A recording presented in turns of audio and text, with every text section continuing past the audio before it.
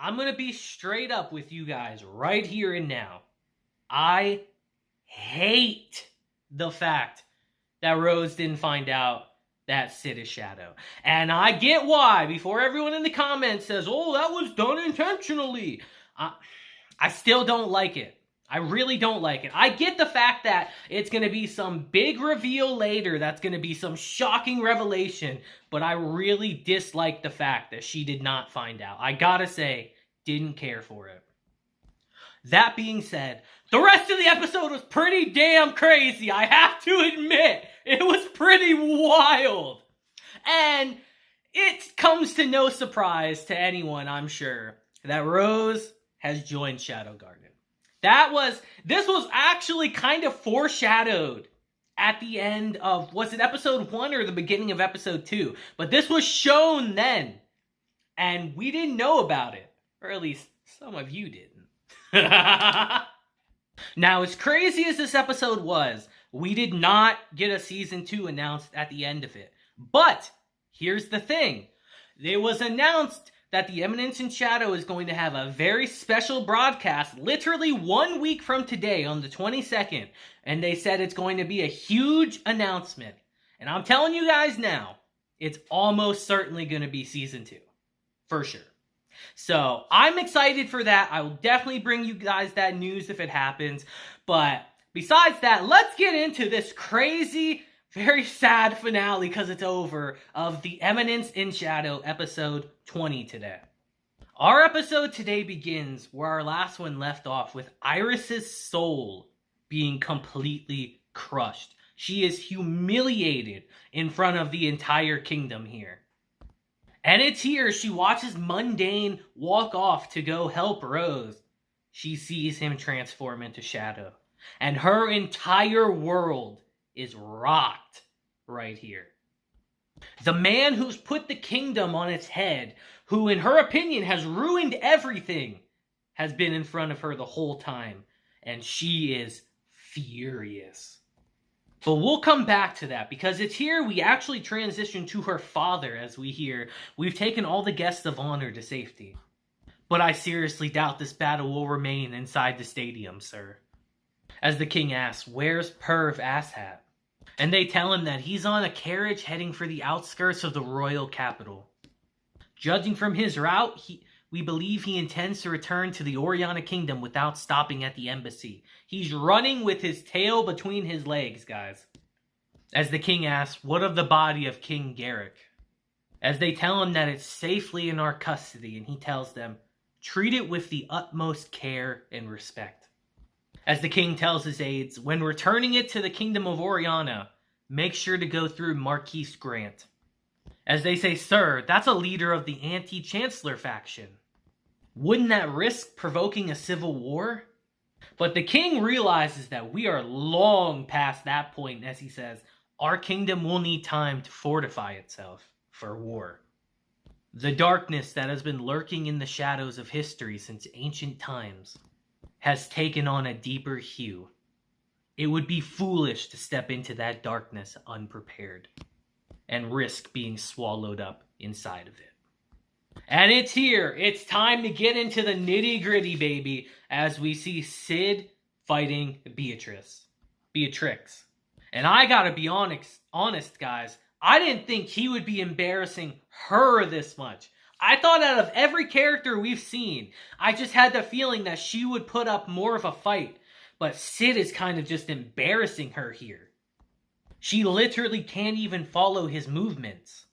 As she tells him, you were right in front of me. Just as I can't focus my attention on every single drop of rain, you're there, but my focus can't tell when you move. As Sid tells her, what's wrong? We're just getting started. And it's here things get wild as we hear, one moment please. As we see that Iris is here as well, as she says, I'd like to join this contest as well. And as we see Iris draw the sword that was on display in the stadium, Sid says, a mithril blade. Is it an artifact? As she asks him, do you think it's underhanded? As he tells her no. But to think you'd lean on a crutch. And she gets pissed hearing that. It's the truth, though. And it's here as she unleashes the power of this artifact. She misses, as Sid says. Not bad. I'll give you points for stunning visuals, at least. It might be just the thing for a festival spectacular. As we see that this fight is now 2-on-1. Let's fucking go. But we'll come back to that, because it's here we transition to, I would argue, the most important scene of this episode. As we see Rose has gotten away from the knights, so she says, I've escaped, but where do I go from here? As she asks herself, do I go back to the royal capital? Which I think would be a terrible idea. You would never do that. After killing the king, you never go back. And it's here all of a sudden, we just hear, you have two choices. As we see that Alpha has approached her. As Alpha tells her, your first choice is to continue your fight alone. Your second is to fight by our side in Shadow Garden. Choose now. Rose is hesitant, though, as she asks her, do you have any intention of saving the Oriana Kingdom? As Alpha tells her, we will do nothing to assist you as you are now. If you wish to save your kingdom, you must show us your worth. Your worth and the worth of the Oriana Kingdom. As Rose flat out asks her, can the Oriana Kingdom really be saved? As Alpha tells her the words that Sid told her all those years ago, that depends on you. And it's here she's weighing the events that have happened recently in her mind. She remembers that fencing style years ago from Shadow. The one that changed the very course of her life. As she says, I'm sorry, Father. And tells Alpha, I pledge to fight alongside you. And it's at this moment, Rose's life is going to change forever. And to be completely honest with you guys, I figured this out weeks ago. And I didn't want to say anything. This is not shocking to me at all. But we'll come back to that, because it's here we transition back to the fight, as it just gets more crazy. As they're just fighting on top of everybody's fucking horse-drawn carriages, moving so quick no one can comprehend them. As together, Iris and Beatrix are able to push Sid back, actually. But it's intentional. As Iris charges at him, but he stops her with a freaking crowbar! What a throwback! I love it! And it's here as Beatrix charges at him.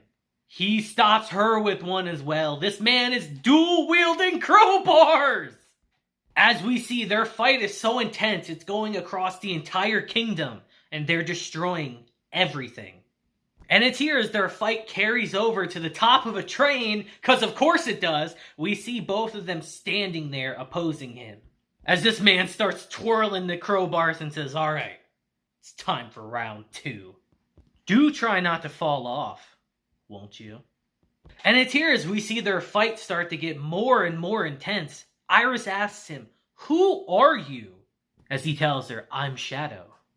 This name, this form, they are my truth. Everything else is just a fanciful dream within a fabricated fiction.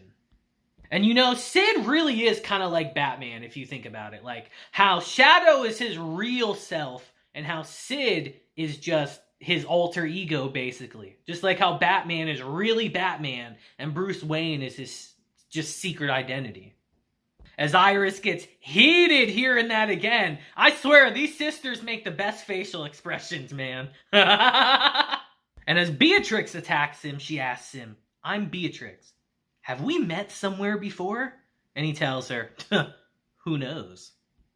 I never forget a powerful opponent. But are you ladies worth keeping in my memory? And as their fight carries over to the top of the water, Sid's just showing off at this point with what he can do. As Sid just delivers the biggest kick to Iris's face ever and sends her falling into the water. And it's here as he continues his fight with Beatrix, she's learning as she shatters the crowbars. And as Iris is watching on, she's just getting more and more heated. She's gonna pop a blood vessel at this point, man. And as their fight continues, it's getting kind of wild. They're destroying everything in sight. And it's here as we see their fight carry over to the clock tower. Sid tries that same move again on Beatrix to get behind her, but she stops him and tells him, "I'm used to this now." As Sid tells her, "Bravo. In sword skill, at least, you're almost as good as we are. But alas, your use of magic leaves so much to be desired." And it's here as Iris jumps back into the fold. He stops her sword with his bare hand. Even Beatrix looks a little shook at that, as he tells them both, "I cannot be defeated with borrowed strength." And at this point, this is their last-ditch effort to try to beat him, as Iris says, "Lady Beatrix, I will immobilize him, even if it costs me my life. When I do, take him down." And Sid tells them, "Just try and oppose me." And it's here we get an incredibly cool scene where the color is gone, everything's black, red, and white as Iris charges at him, but actually throws her sword away and lunges at him, as this man knees her in the chin and says, "You amateur." And as Beatrix charges up one final strike to take him down, he throws his own sword away and dodges it, as he literally picks her up, throws her into the ground, and stomps on both of them. The force behind this stomp is wild, as this man literally just casually catches his sword afterwards, like, "God damn it, Sid, why you gotta be so cool?" And after that, this man just tries to leave, as Iris tells him, "You've wrought havoc all across the capital. Do you really think I'll let you get away with that? By now, every knight in the city will have been mobilized. Everyone in the entire kingdom of Midgar is now your enemy. There's nowhere left for you to run." And as the rain starts falling, Sid just starts cackling to himself right here. And again, a reminder, guys, Sid is a legitimate crazy person. He is legitimately insane. Jokes aside, he's actually mentally ill. As he tells them, "Run." Who's running? Why would I run? As he unleashes his power and we see the infamous dome yet again. And I'm thinking, oh, of course we're gonna do this. Let's fucking go. And as they're both looking up in horror, he tells them, "Playtime is over." And it's here as we transition to the outskirts of the capital. We see Alexia training, and she's not fazed by this whatsoever. She knows what's happening, as she says, "Doing this won't help anything. Maybe that's what you tell me, Shadow. But I won't stop going down this path. Even if I die and end up reborn, I know I will choose the same path." Now, I decided to include this scene because I found that choice of words that she used here very interesting. I have a theory, actually, now that I'm thinking about it. We'll talk about it at the end, but I hope I'm right. Let's just say that for now. And it's here as we transition back to Shadow and all of them. Iris literally drops her sword in despair, seeing him. As Sid tells him, "Observe my earth-shattering, sky-rending, supremely ultimate, almighty, and unparalleled attack." As both of them are just looking up like, what the hell can we do against this? As we just hear the words, "I am." But all of a sudden, we see Sid's previous life flash before his eyes, as we see his kid self say something. And as we see all the power coming back, we just hear, "I mean, this time it really is just for show, you know." And as we see Iris open her eyes, the sun is out and Sid is gone. I have a very quick theory about this scene as well. I feel like if Sid would have done this, he wouldn't really be the Eminence in Shadow anymore. He was really spending too much time in the spotlight. If he would have done this, I'd argue he'd flat out just turn into the villain at this point. And we all know he doesn't want that. He wants to be neutral. He's not on either side. He's not good or evil. And it's here when she realizes that he's gone.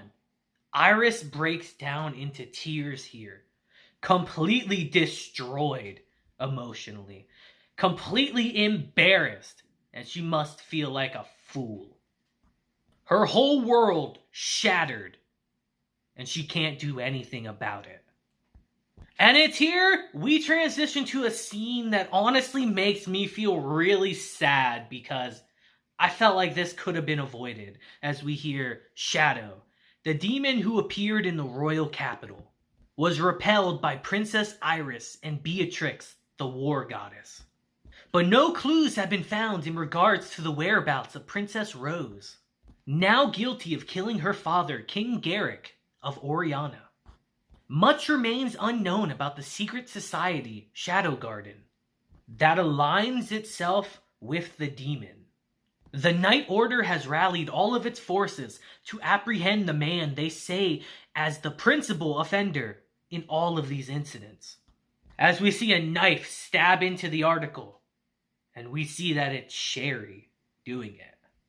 As she says, Shadow, I swear I will kill you. As we see that she's become completely obsessed with this.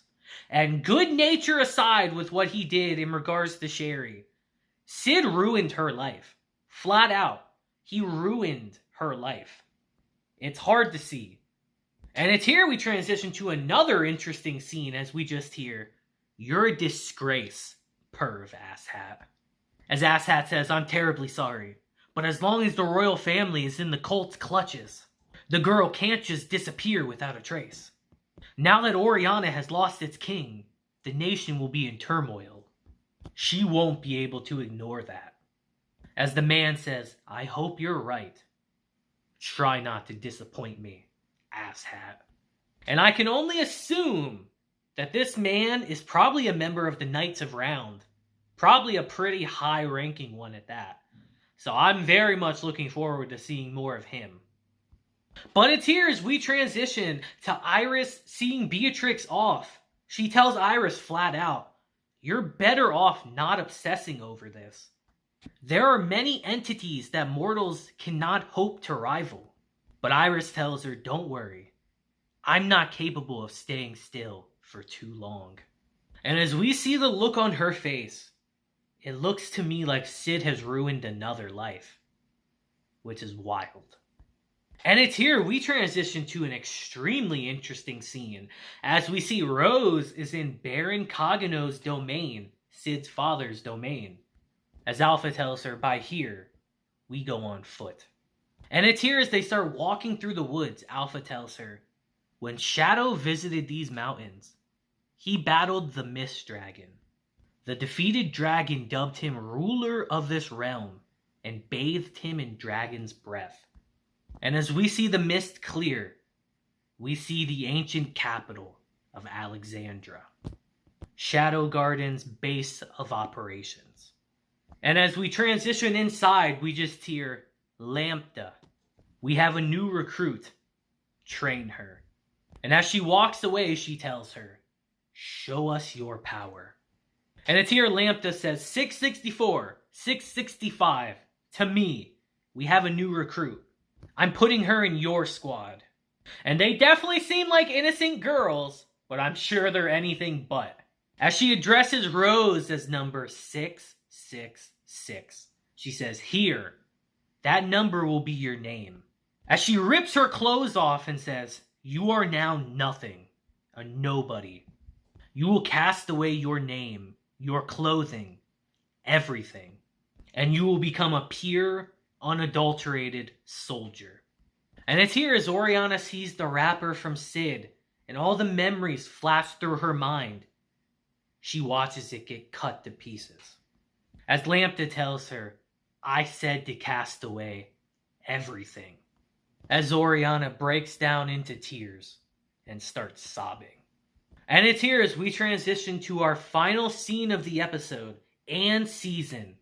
We see Sid playing the piano again, as he says, "I have achieved my purpose. Everything is as I wish it. I lurk in the darkness, merely doing what must be done. The hour of awakening is at hand." And as we see one black feather fall on the piano, our episode and our season ends. I gotta say, guys, this episode was not as crazy as last week, but this was a very good episode that clearly is setting things up for another season. I'm literally like 95% sure that the special event that they're holding next week that I told you about earlier will absolutely announce a season 2. I am 95% sure of that. I will bring that news to you guys next week. If it does, you know I will. But now on to my theory with Alexia real quick before we go. Because guys, I'm not dumb. I've seen the covers of the light novels. Volume 4 in particular. And we see that girl from the first episode again. Don't answer this in the comments. I don't want you to tell me, but I'm gonna ask. Does Alexia get reincarnated into her? Or does she come into this world somehow? She has to play a part. There's no way they would show any of that if it doesn't play a part somehow. There's no way. I'm not stupid. I know it. That would be crazy if she reincarnates into her and then she's in the real world now. How would that even work is what I want to know. I don't think that's the case, but when I went back and rewatched episode 1, when I thought of this, they're kind of similar. They're pretty similar. That's all I'm saying. Do not spoil me in the comments. I will delete that comment and I will be pissed if you do. Do not do that. And guys, this show is just wild all the way through. Such a great, fun time. I'm so sad that it's ending, but I have such high hopes for the season 2 announced in a week. I know you guys are too, so look forward to it as much as I am. And man, guys, it's been a wild ride. It really has. Throughout these 20 weeks we've done this. Crazy. It's wild. I can't believe it's over, but I can say that it was a great time the entire time. So, until next time, guys, with bated breath, I hope you guys have a great day, week, month, and year. And until then, deuces, have a blessed day, and lurk in the shadows, everyone. I'll see you guys next time.